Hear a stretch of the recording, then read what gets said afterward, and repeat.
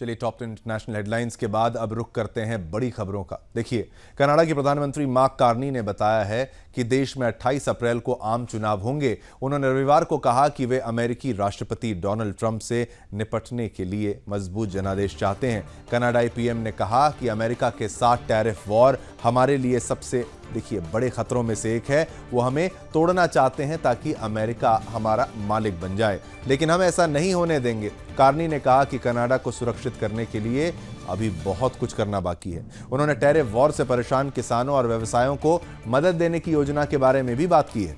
बता दें कि मार्क कार्नी ने 10 दिन पहले ही कनाडा के प्रधानमंत्री पद की शपथ ली है।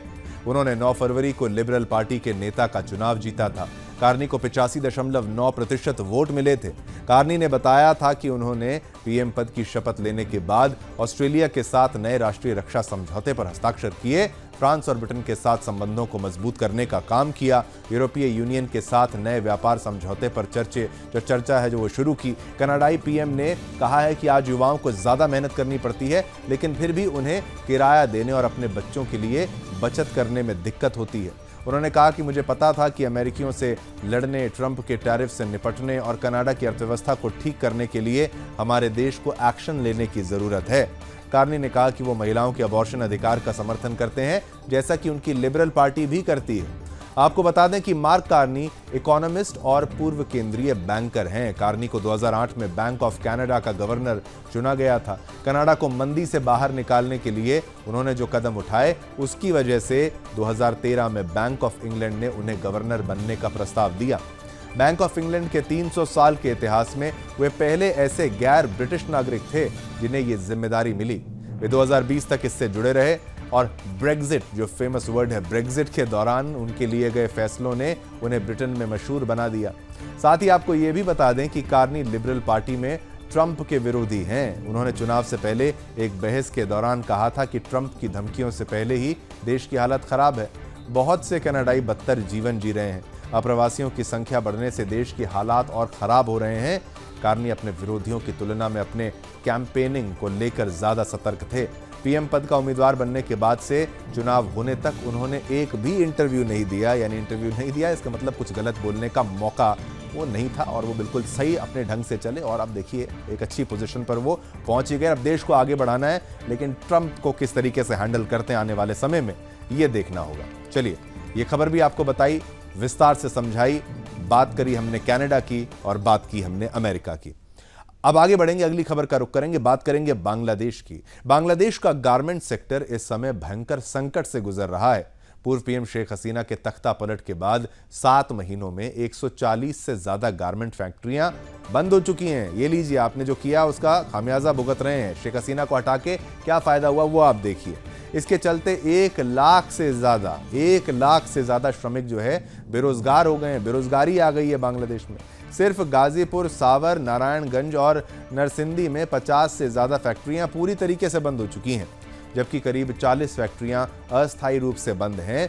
दूसरी ओर कई गारमेंट कंपनियों में श्रमिकों के 2 महीने से 14 महीने तक के वेतन बकाया हैं, सैलरी नहीं दे पा रहे, जिससे वे सड़कों पर उतरकर प्रदर्शन कर रहे हैं। अब आने वाले समय में और अधिक फैक्ट्रियां बंद होने की आशंका है। जब कट्टरवाद की तरफ आप बढ़ते हैं, जब मजहब की अफीम चाट के आप घूमते हैं, तो ये आपके साथ होता है। अब इसके बावजूद सरकार और गारमेंट मालिकों द्वारा कदम नहीं उठाया जा रहा है। Bangladesh garment manufacturers and exporters association के सूत्रों के अनुसार 20% ऑर्डर देश से शिफ्ट हो चुके हैं। अब ये order Bharat, Vietnam, Sri Lanka, Indonesia और पाकिस्तान को मिल रहे हैं। बता दें कि गारमेंट फैक्ट्रियों के अचानक बंद होने के पीछे मुख्य रूप से 2 बड़ी वजहें बताई जा रही हैं। आर्थिक मंदी और राजनीतिक अस्थिरता। एक तो वहां पर मंदी है और पॉलिटिकल इंस्टेबिलिटी, जिसको राजनीतिक अस्थिरता कहा जाता है, वो वहां पर है। भाई, इतना तख्ता पलट करोगे, इतना ड्रामा करोगे, नाटक करोगे, बाकी धर्मों के लोगों को मारोगे, तो आप पर कौन इन्वेस्ट करेगा। हालांकि इस संकट में एक दिलचस्प तथ्य ये भी है कि बंद हो रही ज्यादातर फैक्ट्रियां पूर्व प्रधानमंत्री शेख हसीना की पार्टी अवामी लीग से जुड़े नेताओं की हैं।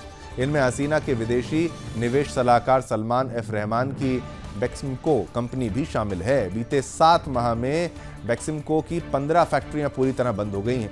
इसके अलावा अवामी लीग के मंत्री गाजी दस्तगीर की भी कई फैक्ट्रियां बंद हो चुकी हैं।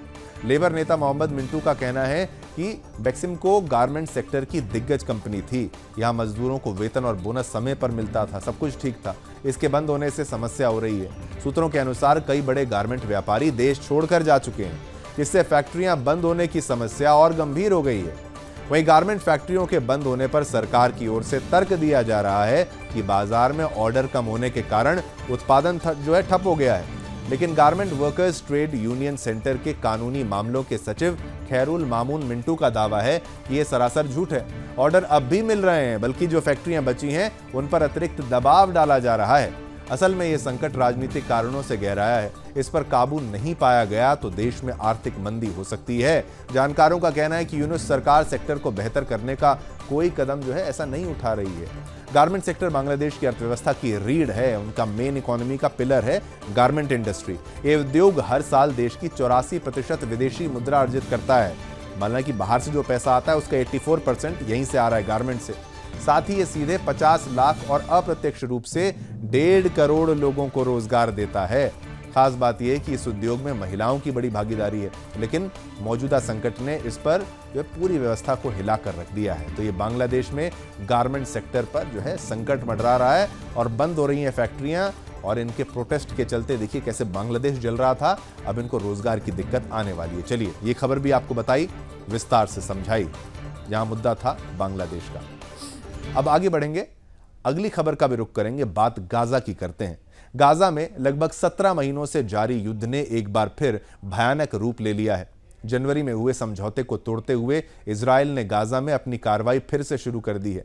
हालिया हमलों के बाद युद्ध विराम की उम्मीद नजर नहीं आ रही है अभी, क्योंकि हमास अमेरिका के प्रस्ताव को इजराइल की शर्तों के साथ मानने के लिए तैयार नहीं है।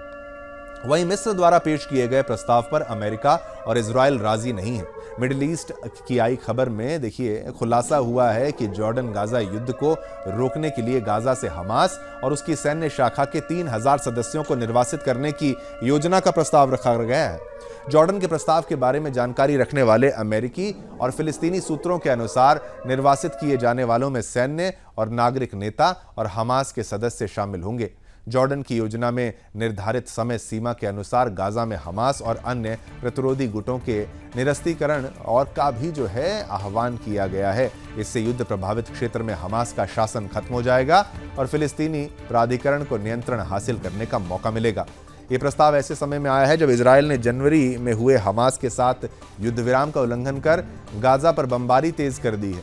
18 मार्च को सुबह सुबह इजरायली लड़ाकू विमानों ने गाजा में दर्जनों हवाई हमले किए। इसमें लगभग 200 बच्चों सहित 400 नागरिक मारे गए। तब से इजराइल के हमले लगातार जारी हैं और हमलों में करीब 9000 लोग मारे जा चुके हैं। फिलिस्तीनी स्वास्थ्य मंत्रालय ने बताया कि अक्टूबर 2023 से अब तक इजरायली सेना ने 50,000 से ज्यादा फिलिस्तीनियों को मार डाला है, जिनमें लगभग 18,000 बच्चे शामिल हैं। इसके अलावा 1,13,000 से ज्यादा लोग घायल हुए हैं। तो जॉर्डन का प्लान करेगा गाजा से हमास का खात्मा।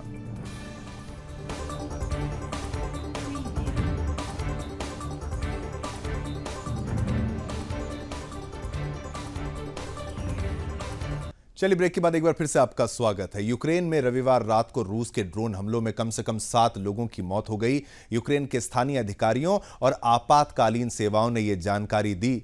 यूक्रेन की राजधानी कीव पर यह हमले ऐसे समय में हुए हैं जब सऊदी अरब में दोनों देशों के बीच युद्ध खत्म करने के लिए बातचीत होने की संभावना है। अमेरिका की मध्यस्थता में रूस और यूक्रेन के बीच सोमवार को अप्रत्यक्ष वार्ता हो सकती है, जिसमें ऊर्जा सुविधाओं और नागरिकों से संबंधित बुनियादी ढांचे को निशाना बनाकर किए जाने वाले लंबे दूरी के मारक क्षमता वाले हमलों पर रोक लगाने के संबंध में चर्चा की जाएगी। यूक्रेन के राष्ट्रपति जेलेंस्की ने कहा कि बातचीत से एक दिन पहले यूक्रेन का प्रतिनिधिमंडल सऊदी अरब में अमेरिका के अधिकारियों से मिल सकता है। उन्होंने कहा कि यूक्रेन आंशिक युद्ध विराम के विवरण पर चर्चा करने के लिए तकनीकी टीम भेजने की योजना बना रहा है। अमेरिकी राष्ट्रपति डोनाल्ड ट्रंप के विशेष दूत स्टीव विटकॉफ ने कहा कि उन्हें उम्मीद है कि सऊदी अरब में होने वाली बातचीत में कुछ वास्तविक प्रगति हो सकती है। यूक्रेन की वायुसेना के अनुसार रूस ने यूक्रेन में 147 ड्रोन दागे। इसने बताया कि 97 ड्रोन को मार गिराया है और यूक्रेन की जवाबी कार्रवाई के चलते 25 ड्रोन अपने लक्ष्यों तक नहीं पहुंच पाए। रूस ने खार्किव, सुमी, चेर्निहिव, ओडेसा और दोनेत्स्क क्षेत्रों के साथ साथ राजधानी कीव में भी हमले किए। कीव के सैन्य प्रशासन ने बताया कि राजधानी पर हुए ड्रोन हमले में 5 साल के बच्चे सहित 3 लोग मारे गए तथा 10 अन्य घायल भी हो गए। तो रूस के हमले से दहल चुका है यूक्रेन और युद्ध विराम पर चर्चा से पहले यूक्रेन पर हमला, 147 ड्रोन, 7 मौतें, तहलका ही मच चुका है। सही बताएं तो चलिए ये खबर भी आपको बताई, विस्तार से समझाई रूस यूक्रेन का ये मामला। अब आगे बढ़ेंगे, अगली बात करेंगे, हम बात करेंगे अमेरिका की। वर्जीनिया में एक डिपार्टमेंटल स्टोर के बाहर गुजराती पिता पुत्री यानी पिता बेटी की हत्या से अमेरिका में भारतीय समुदाय को झकझोर कर रख दिया गया है। अब गुजरात में पीड़ित परिवार ने खुलासा किया कि बाप और बेटी को एक अफ्रीकी अमेरिकी व्यक्ति ने सिर्फ इसलिए गोली मार दी थी क्योंकि उसे शराब चाहिए थी और दुकान बंद हो गई थी। उसे इसके लिए दुकान खुलने का रात भर इंतजार करना पड़ा, जिस कारण वो गुस्से में था। अब प्रदीप भाई पटेल ने जब 21 मार्च की सुबह करीब 5:30 बजे अपनी बेटी उर्मी के साथ डिपार्टमेंटल स्टोर खोल रहे थे, तभी उस व्यक्ति ने दोनों को गोली मार दी। प्रदीप भाई पटेल की मौके पर ही मौत हो गई, जबकि उनकी 26 साल की बेटी ने अस्पताल में दम तोड़ दिया। प्रदीप के परिवार ने कहा कि आरोपी की पहचान जॉर्ज फ्रेजियर डेवॉन वॉर्टन के रूप में हुई है, जो पूरी रात शराब खरीदने के लिए उनके डिपार्टमेंटल स्टोर के आसपास मंडराता रहा। जब प्रदीप और उर्मी वहां पहुंचे तो उसने देखिए उनसे पूछा कि दुकान क्यों बंद है। आरोपी ने इस बात के लिए दोनों पर गुस्सा जताया कि उसे रात भर इंतजार करना पड़ा। गुस्से और आवेश में जॉर्ज ने दोनों पर गोलियां चला दी। प्रदीप को 2 गोलियां लगी, जबकि 1 गोली उर्मी को लगी। घटना के 2 घंटे के भीतर अमेरिकी पुलिस ने आरोपी को गिरफ्तार कर लिया। बता दें कि 6 साल पहले प्रदीप भाई और उनकी पत्नी हंसाबेन अपने सबसे छोटी बेटी उर्मी के साथ विजिटर वीजा पर अमेरिका गए थे। कुछ समय बाद इस गुजराती परिवार ने वर्जीनिया के एकोमैक काउंटी में डिपार्टमेंटल स्टोर खोला। वहीं एकोमैक काउंटी शेरिफ ऑफिस के अधिकारी W. वेसल्स के अनुसार वर्जीनिया के शॉपिंग सेंटर में हुई गोलीबारी के सिलसिले में एक संदिग्ध को गिरफ्तार किया गया है। उसकी पहचान ओनानकॉक निवासी 44 वर्षीय जॉर्ज फ्रेजियर डेवॉन वॉर्टन के रूप में हुई है और उसे वर्तमान में बिना बॉन्ड के एकोमैक जेल में रखा गया है।